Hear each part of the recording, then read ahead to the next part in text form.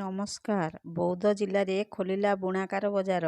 ପ୍ରତ୍ୟେକ ରବିବାର ସକାଳ 6 ଘଣ୍ଟାରୁ ଦିନ 12 ଘଣ୍ଟା ରାଜ୍ୟର ବିଭିନ୍ନ ଜିଲ୍ଲାରୁ ବୁଣାକାରମାନେ ନିଜ ଜିନିଷ ବିକ୍ରୟ କରିବେ। ଏହାର ସୁଯୋଗ ନେବାକୁ ଜିଲ୍ଲା ପ୍ରଶାସନ ପକ୍ଷରୁ ଅନୁରୋଧ କରାଯାଇଛି। ଆଜି ବୈଠକରେ ଉପସ୍ଥିତ ଜିଲ୍ଲାପାଳ ମହୋଦୟ, DRDA ବୋର୍ଡ, ADM ବୋର୍ଡ,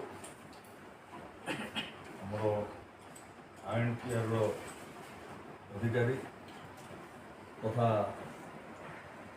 ଉପସ୍ଥିତ ଜିଲ୍ଲା ବିଭିନ୍ନ ସାମ୍ବାଦିକ ସଂଗଠନରୁ ଆସିଥିବା ସମସ୍ତ ସଦସ୍ୟବୃନ୍ଦ,